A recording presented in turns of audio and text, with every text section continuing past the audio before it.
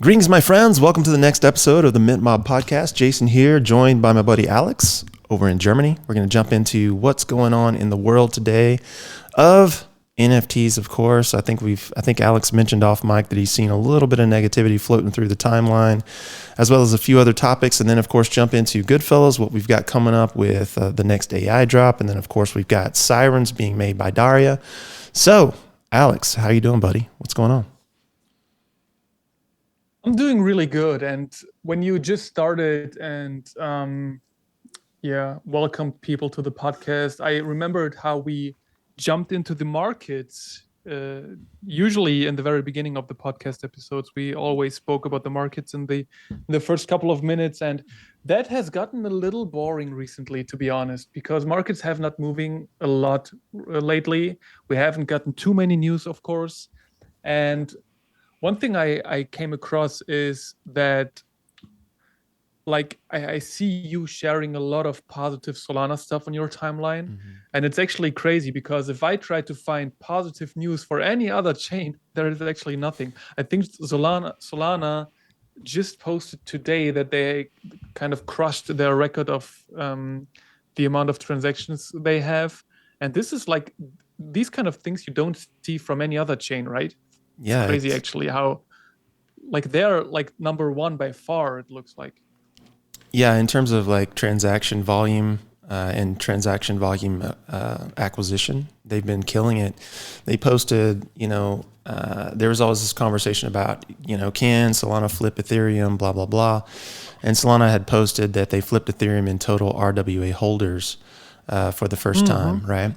And then someone posted underneath that, and you look at the total value of the chain, and the total value of Ethereum was sitting at like 15 billion versus, 1.8 billion in Solana, which is, roughly 7 times, the value of Solana. And my argument here is like, well, Ethereum started 8 years before Solana. So for Solana to overtake Ethereum in any meaningful way, in any meaningful metric, is significant. And it points to the fact that the Ethereum Foundation has done a pretty poor job, I would say, of like stewarding their community. A lot of it got splintered when they started doing the L2 spinoffs. And of course, we're finding out more and more of the L2 nonsense is just useless. And it's all gonna be going to effectively zero. And when I say effectively zero, doesn't necessarily mean the tokens go all the way to zero, but it means the interest level and the total acquisition of new users is going to like fall to basically a negligible amount. Like it'll be like a niche sort of a thing. And so when we look at this, Solana is gaining ground. It's picked up PayPal as the next sort of platform that's going to be using Solana for stable tokens and for its specific stable token, the PY token. So, there's a lot of great things happening on Solana, and I feel like if you're not building here, you're already behind. So I'm happy to be here. And, I'm not just cheerleading for Solana, as I've said a million times over. If something changes with Solana's growth or acquisition or adoption curves, then, I'll be the first one to look at going somewhere else. But right now, Solana seems to be a good place to be. I wonder where would you go? Where would you look? Is there anything you feel like that comes close to what Solana does? Because, like I said, in the end, there is like, I'm not sure like if it's my bubble where I'm in the algorithm maybe, but I do not see any great news from other chains, like groundbreaking news. And this is like always Solana. So I wonder, is there anything you have on your radar when it comes to other blockchains? I don't have anything on my radar specifically right now. You got your top 3 in my opinion, which is Bitcoin, Ethereum, and Solana. Ethereum has sort of stagnated, if we're being honest. Their token barely hit a new high. They've been hovering at like 50% of their last all-time high. At least Solana touched its previous high.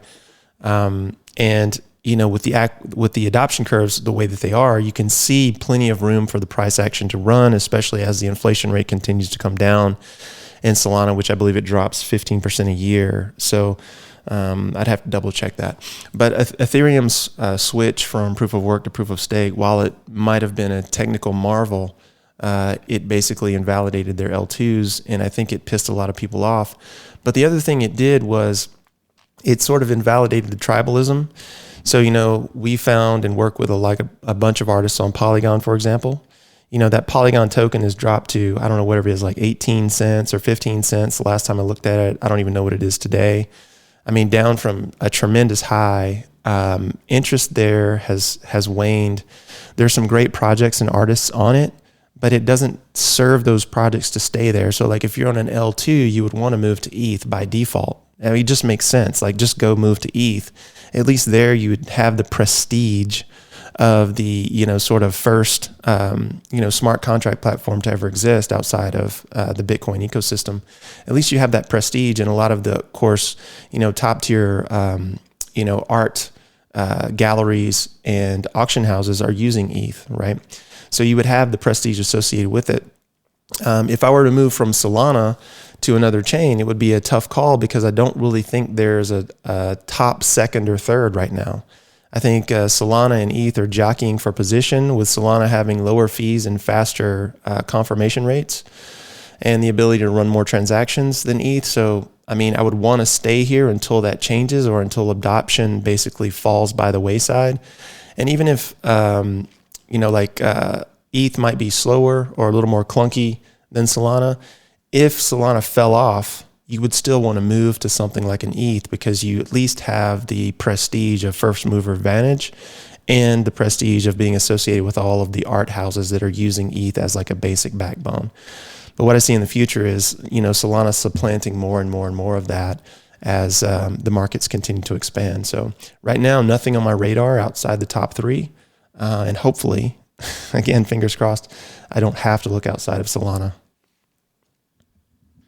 It's actually so crazy that whenever you point out what the quote unquote utility of Ethereum is, and the only thing it comes down to is basically first mover, right? Like imagine Solana would have been first. Do you think Ethereum would have any kind of an NFT minted on its blockchain? Yeah, it would be tough. I mean, but you can't discount the power of first mover. You just can't. Like imagine Bitcoin doesn't exist, but Ethereum comes into existence. What does Ethereum become, right? It's going to become that base layer value chain. That's kind of the role of Bitcoin right now. Ethereum added smart contracts to Bitcoin basically when it was a proof of work chain, and that was super important. And it was a milestone event in the history of blockchain. And, people like Vitalik, who helped promote that smart contract platform, are to be commended. And of course, a lot of art was built on top of that because of the structure of the chain allowed it much, much easier than something like Bitcoin, right? So you can't discount first mover advantage because it brought in all of the early adopters, and a lot of the early adopters built code, or NFT projects or whatever the case may be on top of that chain. And then of course this first mover advantage, and again, we talk about status, like the status of that has translated into the art world as being like a top tier chain, right? Again, used in most of the major art houses. And of course, the major art houses support multiple chains. Solana, of course, is one of them, but it's going to take time to supplant that. My only argument for Solana over ETH right now is the fact that Solana's adoption curves are extremely high. They continue to make inroads into business, which is going to be incredibly important. The speed of the transaction processing and the user acquisition piece can't be denied. And so when you're looking at that, it only makes sense that if a better product presents itself, that a business, whether it's, like your local grocery store tracking like rewards, or your local, Christie's auction house who's tracking provenance, it only makes sense that they use what's fastest and best. So, as long as this continues to happen, I see a bright future for Solana. I could see $500 tokens, $1,000 tokens in the next few years. I don't think any of those, projections are unreal or unattainable. And so for me, that's really what it comes down to. And I feel like there's a lot of energy, like positive energy around building on the chain because of the fact that there's a lot of like teams around the world who are like working together to advance the technology, be it Metaplex or whomever. There's a lot of, Solana has what they call super teams in different areas of the world where they come together and they basically, work on specific pieces of code. And I've seen Solana incorporate and try and test and iterate on a bunch of different things. So with all that taken together, I think the most upside between Ethereum and Solana right now rests on Solana. And I think that the advantage that ETH had for the first 8 years of its existence before Solana ever came into being, the fact that Solana is making up ground in certain areas, like RWA, for example, points to the fact that the Ethereum Foundation has dropped the ball, that the Ethereum community hasn't been as united and sort of focused on development and innovation as it could be. And I think all these are positives for Solana. So that's kind of where my mind is when I think of these two in competition with one another. Yeah, I totally agree. And one thing that kind of maybe fits to the topic is that if you look at the NFT market sentiment, and I was just, scrolling through my timeline and checking what people say, and there were two pretty viral posts that came across my timeline, and they were saying, like, the first one was saying NFTs were the most successful scam in crypto history. And then there is like a screenshot showing all the blue chip NFT collections: Bored Apes, Azuki, Moonbirds, Cool Cats, and it shows basically their all-time high price compared to their current price. And we all know, they declined in prices, everything went down. The only Solana collections you see on here are DE Gods and OK Bears, which have been flagships of Solana projects, of course. And then there is another post basically doing the same, saying, what does it say? A quote unquote, buy NFTs, they said. NFTs are the future, they said. And then he attached an image of all these blue chip collections and basically how much in percentage they're down from their all-time highs. And it's basically from 97% to 92% for all the collections. And that's interesting because I feel like, especially if you look at the comments, many people are arguing that we should stop measuring the NFT market purely by what the big collections are doing. As we all know, for a long time, the market narrative was driven by blue chip collections, right? Like Bored Apes, CryptoPunks, Azuki. And when their flop prices went up, people said the market was thriving, right? When they dropped, headlines claimed NFTs are dead. And that actually is a problem, right? If you look at how markets evolved and where we are today, if you look at, the artists we have and, all the independent artists creating one-of-ones and all that stuff, do you feel like this does not get enough recognition from people looking at the NFT space? I don't think the average person appreciates NFTs at all. I still feel like most people in NFTs are early adopters on some level, and they believe in the tech, but there hasn't been a lot of iteration yet on what can be done with it. Sure, you can mint pretty pictures and you can offer them for sale on, whatever platform you choose. But the question becomes like, where's the utility outside of that for the average person? Because think about your friends or your family or your circle of friends outside of that. Very few of them were quote unquote art collectors. How many art collectors do you know in real life? Very few. It's been one of those markets that's been inaccessible to the average person for a lot of years. Now, maybe you know someone who collects comics or, something along those lines that contains an element of art. But like truly collecting one-of-one type fine art has been exclusively relegated to those of us who have tremendous means, like expensive paintings, thousands, 10,000s, $100,000, $1 million paintings. Like this has been something that was inaccessible to the average person. So when you start talking about collecting artwork, I think the first thing you're going to talk about is collecting in general. It's like, okay, well, if you've collected comics or you collected cards or you collected something of, like visual value to you, whether it's video games or whatever the case may be, experiences, those are the people who I feel like in the real world would translate over to like an NFT collector, but not necessarily the art collector. So the question becomes, how do you communicate to those people? Because they're often different markets. So what the high-end buyer is looking for is status. What the average person is looking for is to fulfill a psychological need. Like it's going to take them somewhere. in their history, it's going to evoke memories of childhood. It's going to do something along those lines. Whereas the high-end buyer might appreciate a piece, but at the end of the day, when they have a dinner party, they want to show it off and say, I just bought this $1.2 million Monet, and you can't afford it, right? So that they can have status at the table. So it's two different types of markets, and I think the market will continue to evolve that way. And right now, it's anybody's guess as to how much of the average person will come into that market. I think that the NFTs have opened the door through fractional ownership. So there's I know there's a couple different groups who are doing fractional ownership of specific real world collectibles. And, these have been like really expensive baseball cards, or the Declaration of Independence, or George Washington's suit, or, all these different real world items that they have basically created fractional interest in by selling NFTs that add up to the sum total of that particular piece. And then they're reselling those pieces, or the NFT holders are reselling their fractional interests in the secondary market to get their money back. So it basically created a secondary market, right?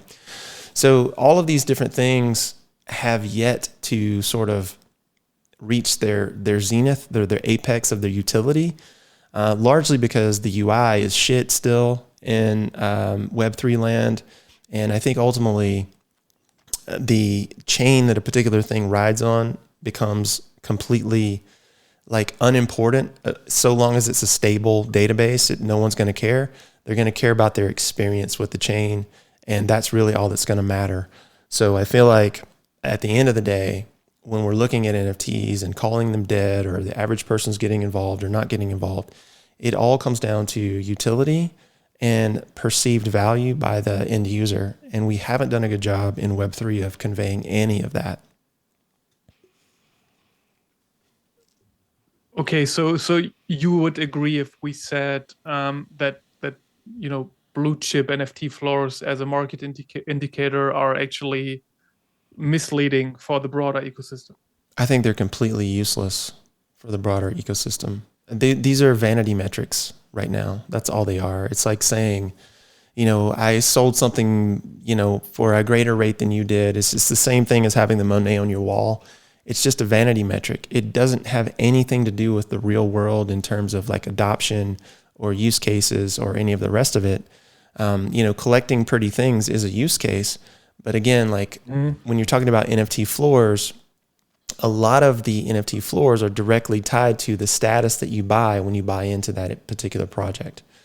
We had a collector, Metalhead, who just bought like a mutant ape, and he made that his PFP. Well, why? There's a certain status that's associated with that, right?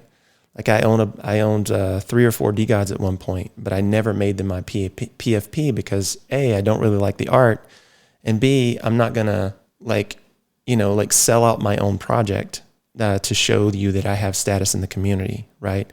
Or an OK Bear that I had held at one point that was worth 83 SOL, I'm not going to hold that over your head and say, oh, look how much money I spent, or look how much money I made on this thing. I'm not going to do that, as I don't really care about that. But what I do care about is, can we sell what we're selling in a marketplace that seems to be resistant to what's happening? And I think the answer is yes, so long as you're providing value to the specific group that you want to serve. And for us, that's collectors and creators. So we need to keep talking to those people, because ultimately, if you play the status game, it's zero sum, and it can work for you or against you. So Johnny Status Guy, who buys your collection today, could sell it tomorrow, and now all of a sudden, all the silly posts that you made sucking up to him look like you're a dick, because now your shit got sold. So, at the end of the day, you have to realize that all the games that we're playing with status, specifically on X, zero-sum games, are win-lose games. And what we want to play with GoodFellas are win-win games. Like, how does everybody win in the long run? And that's not to say that if I sold a piece to someone of high status tomorrow that I wouldn't be in the market promoting. I would certainly do that because I want to capitalize on that marketing opportunity. But I'm also not going to forget what it is that I'm doing, and not forget what it is that, this zero-sum game brings, which is a double-edged sword, right? So yeah, it's interesting. We'll see what happens with the NFT floors. But for me right now, they're just vanity metrics. They're measures of status, And, he or she who can demonstrate high status is the one that people gravitate toward. And so there's a bunch of different ways to get that. One is to go into the marketplace and to interact with someone with high status, which is why everybody wants to take a photo or a selfie with a famous person. It's like, hey, I was close to this person who has high status, right? The other thing is to go into the market and actually do some fucking work, right? Do some fucking work. Like if you go to the gym right now and you look at the dude across from you who's been there every morning at 5:30 a.m., lifting, and he has the body to show for it, right? Like you respect that immediately. That guy has status in the room that no one else has because he's put in the work. The same thing is true in any business, whether you're in dry cleaning or car sales or fucking NFT sales. If you put in the work, the status that you gain from putting in the work is more long-standing than the status you gain from being associated with someone, like this, the celebrity selfie kind of a thing. But again, like if you're a promo and you're smart, you're going to take advantage of all of it, and you're going to realize that the double-edged sword can work for you and against you, and you want to plan accordingly. And so that's my only message to like the, to the collections that are like focusing primarily on floor price. And I feel like a lot of the collections that are mentioned in these little X posts, I feel like the collections themselves don't necessarily focus on floor price. Like if I go to OK Bears right now and I go into their Discord, they're not going to be talking about floor price. It's not what they're talking about. They're talking about building playgrounds, and they're talking about, their next clothing drop, and they're talking about, what the next thing that they can do to contribute to the world is going to be, because their whole thing is, the we're all going to make it, right? The WAGMI, we're all going to make it. That's their whole spiel. So they're out building basketball courts and producing, and ultimately over time, as they produce, the work starts to speak for itself, and the work becomes the status, rather than being associated with their floor price, which at one point was insanity, right? So I don't feel like, especially right now with the market being down across the board, that the floor price really matters. I think that what's happening underneath really matters, like the building underneath. Are you still going? Are you still moving? Are you still putting good things into the world? And if you do that, then you don't have to worry about the status plays. I've seen these play out in a lot of different businesses. It's really funny. I can give you an example from like the CrossFit world, for example, when we're talking about status. We had a gym one time and we brought in a trainer who was like super good with people, super high energy. Like she's committed to CrossFit and like committing to going to the games. And like everyone just loved her energy super infectious, and we're paying her to work at the gym, right? And we bring in a lot of people and we sell the experience as part of that, right? But what happens when she says, oh, you know what, I have a better offer at the gym down the street, right? Well, the gym down the street is going to pay me more. Okay, well, I'm going to go work for them. What happens to your population of people close to that gym? They all follow her to the next gym. And this is what we've seen in NFT land with the quote unquote status plays and the influencers and all the bullshit. The minute they drop the one that they were in for one that they're going to, everybody else does the same thing. So you just have to understand the game that you're playing, whether it's zero sum, whether it's win-win, and you have to play accordingly, especially from a marketing perspective, because you can easily screw yourself if you're not very, very careful with, like harping on your floor price or harping on this association or harping on that. I think ultimately the surefire way to win is to continue to put in the work over time and let the work demonstrate your greatness by showing up day in and day out, regardless of circumstance. I think that's a clip, man. You should clip that. Yeah, I should clip that. Absolutely. Yeah, I get that. I mean, the one thing I was kind of not worried about, but like, don't you think that smaller artists and, niche communities get kind of still overshadowed by the focus on blue chip collections? Because like in the end, we heard people speak about that, right? Like when we were on spaces and people like, I don't know, artists like Maria, they are like in their everyday lives, they do not like to mention that they, draw NFT art and sell NFTs, because you get that side eye, right? You're like, really, like NFTs, with the apes who are worthless. Do you feel like if the technology of NFTs started, right away with one of one art, and we never had these degen collections, generative pump and dump schemes, we would have had like a healthier space now? Yeah, of course. I mean, we definitely would have a healthier space right now. Again, like if you go from playing win-lose games or zero-sum games, Mhm. to win-win games, the long-term benefits are always better, right? It's like the old proverb, if you want to go fast, go alone. If you want to go far, go together, right? The pump and dump stuff is let's go fast. Let's throw it against the wall. Let's collect the money. And that's great for the person who collected the money and then skipped town in their new Lamborghini, right? But it's terrible for the collectors, right? But if you have someone that says, okay, well, we want to build this long-standing brand and we want you to come with us and we want you to be here and participate and take part in the ride as a unit, then that's a very different game. Now we're going to go a little slower, but we're going to build relationship and we're going to draw other people in over time. And we're going to play this win-win game where when GoodFellas wins, you win, or when I win, you win. These are the games that really promote and provide like long-standing business to the marketplace. And you can look at any major business in the world and you can see that this is true. Any business that's been around for a long time does win-win work, whether it's Facebook or X or your local grocery store. It all has to be win-win for it to be long-standing. Yep, that's true. Very, very good points. All right, let's dive into GoodFellas. So what's on the agenda today? We got core distribution still going on. All pieces that have been submitted are out, so everyone should have his core pieces from GoodFellas batch 1 to 7 in their wallets. We got one thing that I think STC mentioned in the boss channel or in the pub, I'm not sure, as Magic Eden shuts down the support for EVM chains and Bitcoin and all that stuff. I'm not sure if they do it today or tomorrow, but I think it is recommended to unlist or delist anything you have on these chains on Magic Eden to make sure you're not losing any assets. And let me just check. I think they said they shut it down today. Let me just live check if it's happening. If people listen to it tomorrow, it doesn't matter anymore. But it looks like it's still.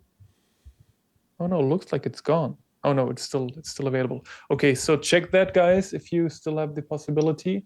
And what else do we have? Next artist, incubator artist, Cosmo Nika. She is going to join us on Spaces, of course, on Friday 20, probably. Maybe she'll join us this Friday already. We'll see. Haven't gotten the piece yet, but I'm sure it's going to be great. Every now and then I go into her object page and check out the pieces she created so far. Like the dark vibe, gothic vibe she creates is pretty cool. And yeah, can't wait to see what she's going to create. And then we reached out to Daria to create additional traits for the Siren Syndicate. And I know there are many fans outside loving the collection of the female form. I love it as well. I love to see what Daria is going to create. I'd love to see some new outfits. For some reason, I told her like make like 2 or 3 outfits, maybe 2 or 3 cool hand traits. And it's always like I like when she gets creative. She has like such a great, like she actually asked me and she was like, yeah, can we talk about it and maybe like chat about what can be created? And I was like you are much more creative than I am, so you're much better at it than I'd ever be. So just let me know if you need help. We can jump on a call with Jason if you need additional input or something. But I'm sure like she's going to deliver something fantastic, and I can't wait for the traits. And what I love about the Sirens is that I think you put the collection together, and those traits are not even like you can't use every hair trait with every outfit, for example, right? Like it's so special, actually. Yeah, there's some traits that were specifically designed to be layered differently. And Yeah.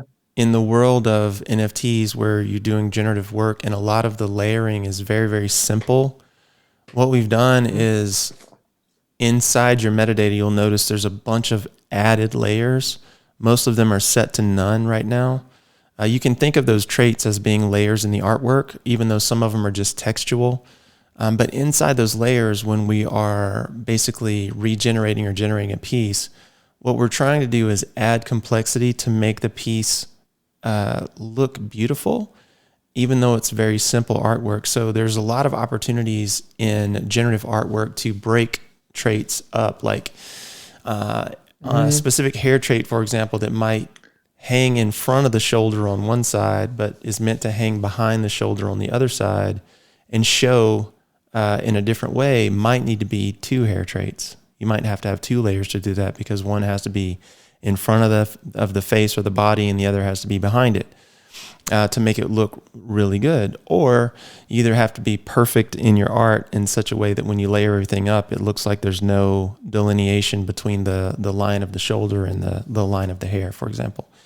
So I find that it's much more difficult to make a generative art collection beautiful than it would be to draw one of ones, because in the one of ones you're constantly editing, whereas in the generative pieces you have to do your edits from your imagination. It's like, okay, this piece doesn't exist, but how would it look if, you know?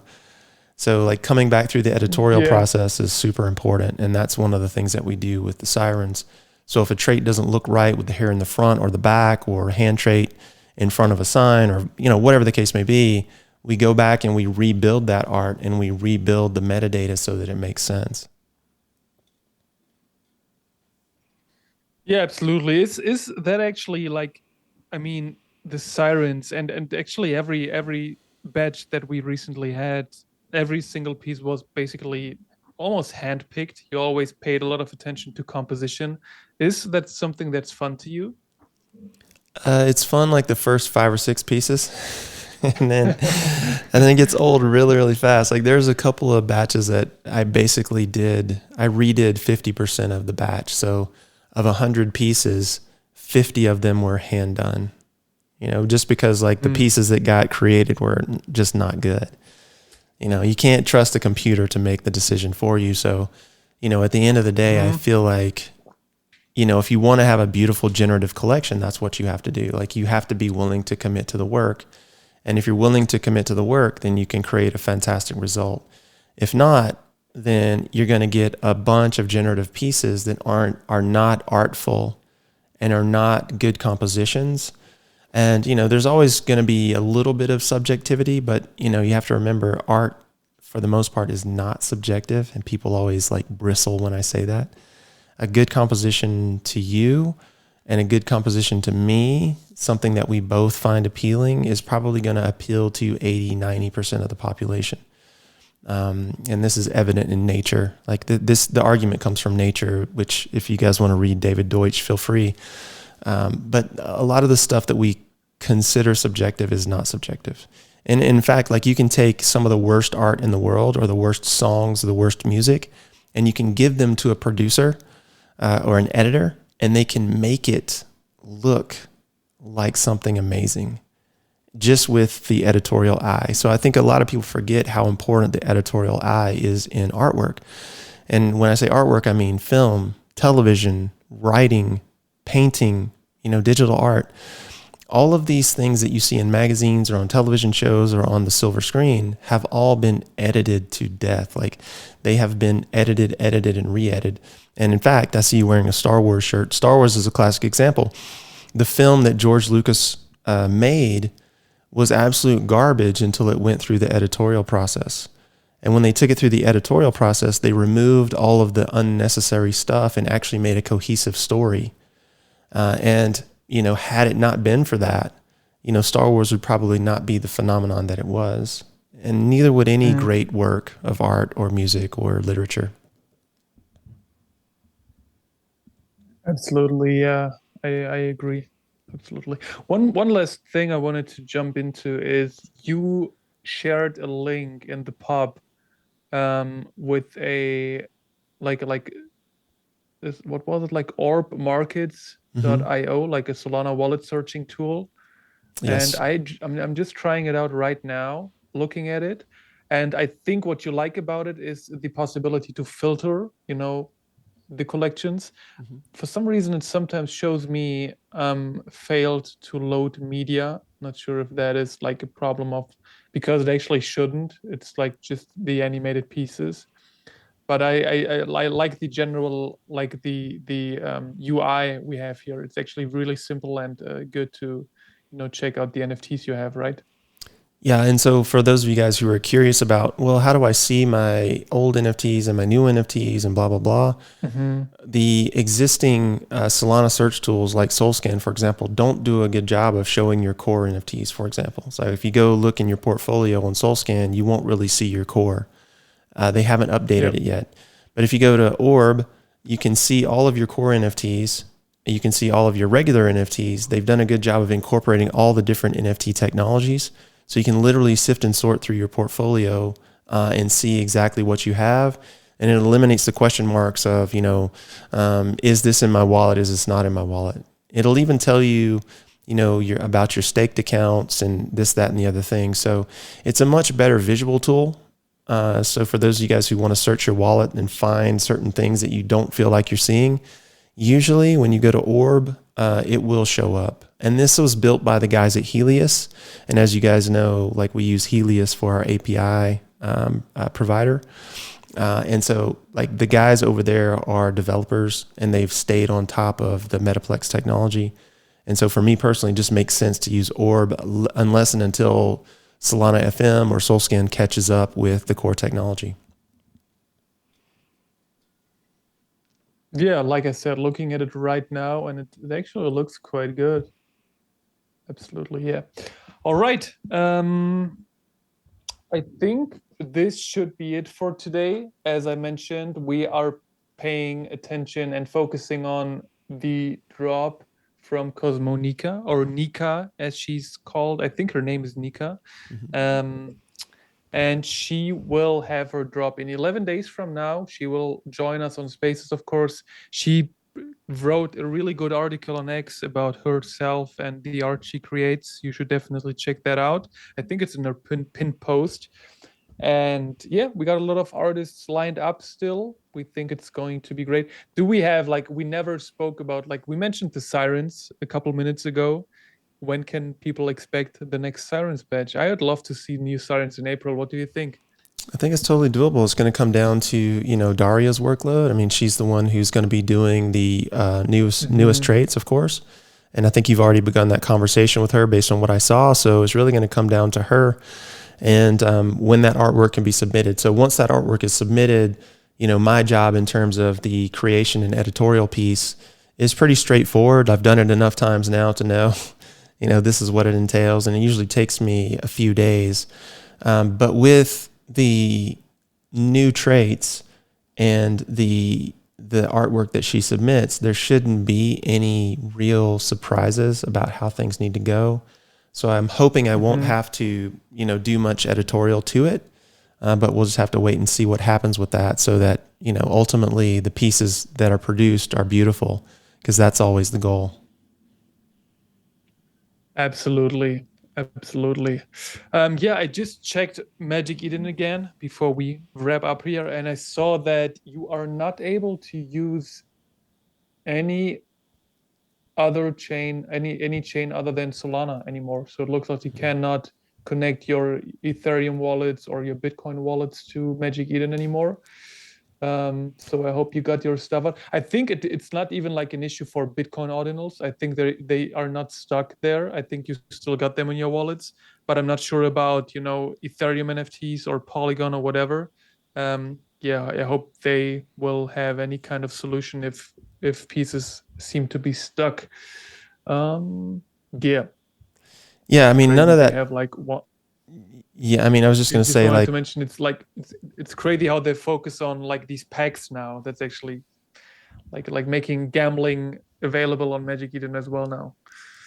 yeah, well, I mean, it's always been available, right? Like everything Oh you yeah, everything you buy on OpenSea, Tensor, Magic Eden has always been a gamble. Because like the people that you are buying from are always unknown, always anonymous for the most part, just jackasses in the world trying to make a quick buck. But yeah, I mean, like, at least if you look at the platform as what it is, if you look at the packs or whatever as what it is, then you can at least know the game that you're playing, right? Whereas so many people in the past were duped into thinking that this creator or that founder was going to save me and that all, the world is going to be great if I'm just listening to this person. I believe, and of course I hope, and of course hope and belief is not a strategy. That's just the way you string people along. So It's always been a gambling platform. They just might formalize parts of it now. And for those of you guys who have wallets, like your Magic Eden wallet or whatever that you need to get out of, just export your keys and pull them into Phantom or, whatever wallet. The only thing that you wanted to make sure of is that you didn't have anything listed, because when you list, you actually give authority to Magic Eden. So you don't want to do that. You just want to make sure everything's unlisted, and if it's in your existing wallet, pull the keys into a new wallet. You'd be good to go. So yeah, not a big deal. Absolutely. All right, guys. So one thing I'd like to recommend is joining us on Friday Spaces. If we are lucky, we will have Metalhead, aka Scott, with us and finally settling the conversation and discussion we have about IP. And would love to see you guys around. Would be great to chat. And it's been great. I mean, we always talk art, of course. We talk crypto. We will maybe have Nika with us on Spaces, talk about her piece, the art she creates, and couldn't be more excited, man. It's like having an artist incubator lineup like the one we have, having a Sirens batch coming up. The year is starting pretty good, right? Yeah, man, it's going pretty well so far. Continue to grow, and I'm looking forward to getting some of these tools that we've talked about out. So, in addition to the artwork, some really cool things are coming down the pike in terms of creation, and then of course you and I, finalizing and formalizing some company structures, which we can announce later once we're deeper into that process. But yeah, lots going on for sure. Absolutely. All right, guys. Have a great week, everyone. We hope to see you guys on Friday. Take care. Bye-bye. See you guys.